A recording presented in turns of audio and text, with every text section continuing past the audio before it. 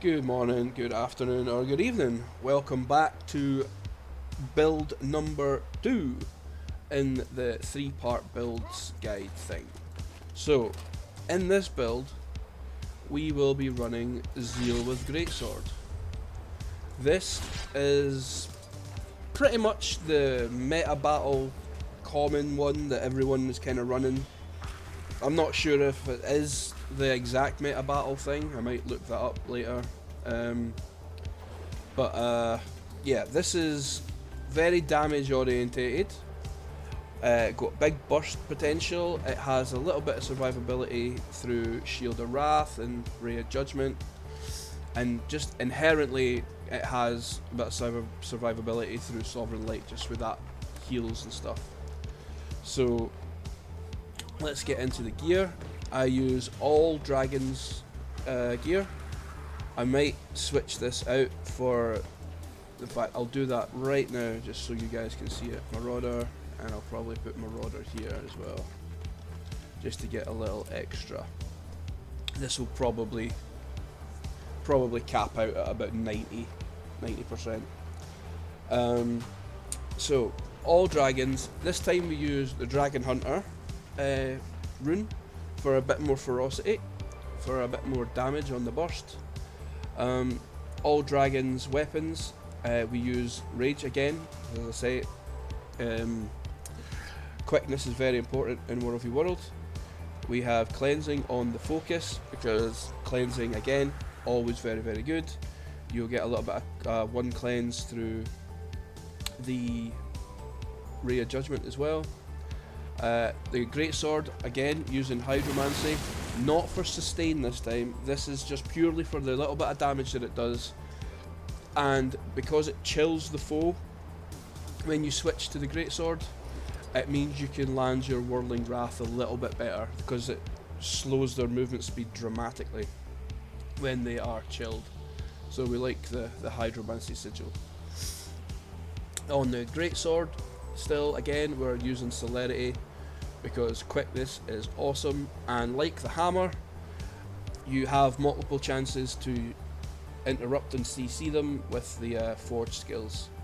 With you can daze them with this, and daze them with that, and you can possibly land a daze with the Fulgent Stance when it pops, as well as the Binding Blade pool, which is the main opener that I use.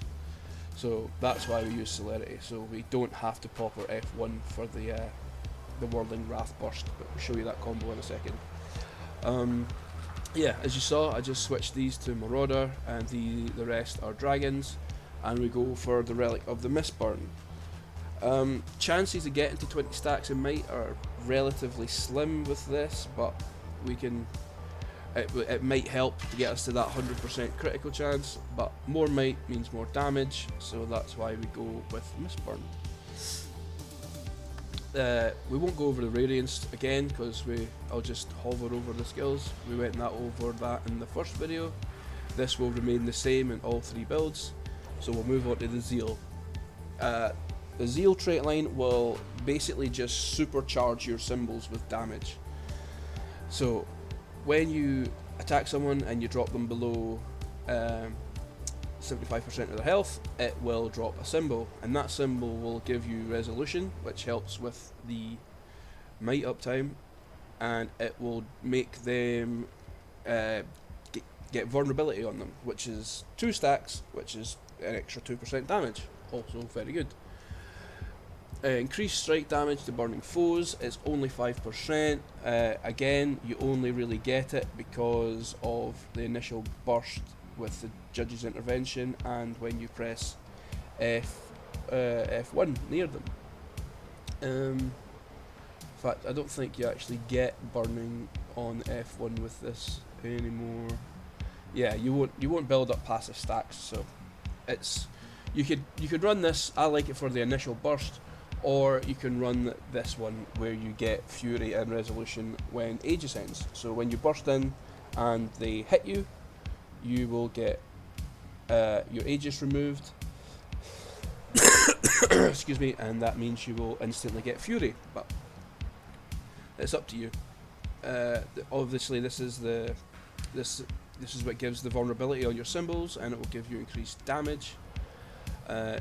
Because we're running Greatsword, this will give us 240 extra power, and it will reduce the recharge. So this is normally 8 seconds, I believe. Yeah, 8, and then this takes it to 6.5. Symbolic Avenger will give you more damage per stack. So if an enemy walks into your symbol, it will give you a stack, and it will stack up 5 times if it gets 5 ticks. And then it will increase your damage by 5%.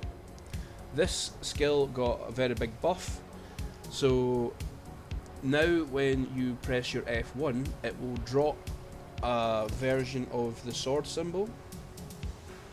So it now gives you, on your F1, it will now give you Fury. It will drop a symbol. When you have the Fury, it will then increase your damage by 7% even further, and it will increase your movement speed. And that just makes me think that I maybe should switch to this for the Fury uptime, now that I think about it, because then obviously it's a 7% damage increase, and I have the movement speed basically. So yeah, let's try that. We'll experiment live on screen. We will change this build and experiment, but if it doesn't work out for you, you can just go back to this. And Luminary, we use stances, shimmering stances this time, because when we burst in, we want some protection because we don't have the sustain from the hammer, and we can blind our opponent while we're doing the burst as well with the Effulgent stance, and again we get the protection on the heal in this stance as well.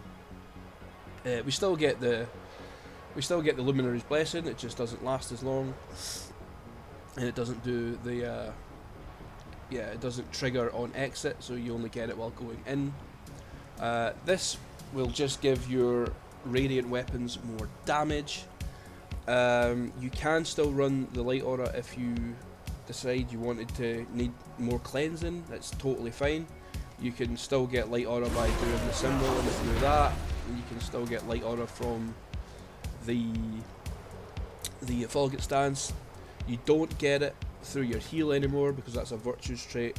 You still get it on your F1, and you still get it on your F2. So it's only really the heal light aura that you're missing out on. So you can still do a lot of cleanses.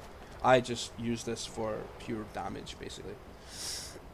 And again, Sovereign of Light. So that's the build that I run with Luminary. Now, one of the combos I use is, well, the main combo I use is you just pour in with the Binding Blades, you can drop the symbol, pull them in, and then Whirling Wrath. So it looks a little something like this. And then you can swap into your Forge and use the hammer. I tend to just use either use the hammer by itself enchanted, or you can use the sword but don't enchant it because you want to keep that as a stun break. Yeah, you don't really want to waste that, because the reason I pop the F3 at the start of other bursts is because I want the stability and I want the resistance, but this doesn't give you stability on the original burst, so you can pop your stand your ground and then do that if you wanted, but always keep that stun break available. Excuse me. So that's kind of like a great sword burst. And you can do other combos. I'll show you the Shield of Wrath and the Effulgent Stance burst is pretty much the same, except you pop them first and then you time it perfectly. Then you pour in and do that combo, and those two explode at the same time, and it's just mega damage everywhere. And I'll show you that in a clip. So basically, what you want to do is you want to perfectly time it, so you pour in, and then whilst you're doing your Greatsword 2, Effulgent Stance and the Shield of Wrath explodes. So we pop the shield, pop Effulgent Stance, Greatsword 5, 4, then 3, and the Shield of Wrath and the Effulgent Stance exploded at the same time, and so did all those guys' health bar. So it's a high risk, high reward. Like, you take away your defensives as soon as you use your Effulgent Stance and Shield of Wrath. Go for a 2v1, we got a Dragon Hunter and a Celestial Ellie. We try and get the Dragon Hunter first because I know he'll be squishier, but he doesn't seem to be interested for a bit, and then he realises there's someone attacking him, but by then we just do big, massive forge damage. Try and cleave him out, but these goddamn silly sand lions are quite annoying, and the Ellie is kind of trying to unload on me while I'm doing it as well. Yeah, just keep trying to cleave this Dragon Hunter down. I thought this cup guy was going to join in, so we try and run away a little bit, but he doesn't, which is fine, so we go back in on the Ellie, but he knocks me down. He manages to do what Ellie to do and just keep healing and healing and healing. Yeah, we just need to try and kind of kite his heals a bit. The cup guy does decide to join, but doesn't chase, so that's fine. We've got the Ellie alone again. But yeah, just try to keep constant pressure, try to do big damage with our forge skills, try to pour in, but he's just got so much sustain. Selly is just so annoying. Luckily we have our Judge's Intervention, so we're not CC'd too long. Use our shield to block, CC, and that's it. Greatsword to spin. As you saw there, the Hydro slowed him down, and we got the Greatsword 2 off. And stomp. We have another clip versus 2 Elementalists this time. I'm trying to find quite tanky things so you can see how hard the burst hits. So yeah, we're trying to burst these, I assume, Celestial Elementalists, but we get the big burst on this one. He goes down. We try and get the stomp. He ports away, which is fine. So we're still on sword. We can nip down here, make it look like we're going away. When he goes for the res, port back up. But he just manages to get away, unfortunately. But we can chase. We have ports. Missed the Greatsword 3, so couldn't quite see where he went. Judge's Intervention. He's a slippery one. You've got to love super speed. So we still have ports, and we finally get him. So that was Zeal, Greatsword. Obviously the Zeal synergizes well with the Greatsword. This is not the meta battle version that people seem to be running. People are using virtues with Greatsword, which is also fine. I just think that the synergy is better with the Zeal, because you have obviously the Greatsword reduction stuff here. It does absolute nutty damage.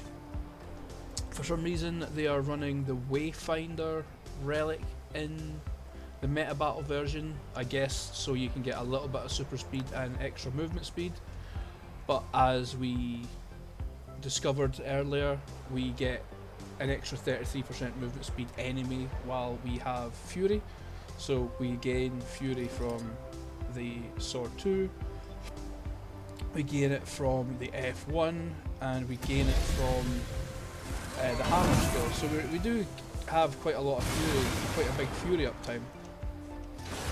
So there's no real, you're going to have that extra movement speed, which is not too bad. Yeah, this is my version of the Greatsword Luminary roaming build. Hope it helps. Catch you later, guys. Bye.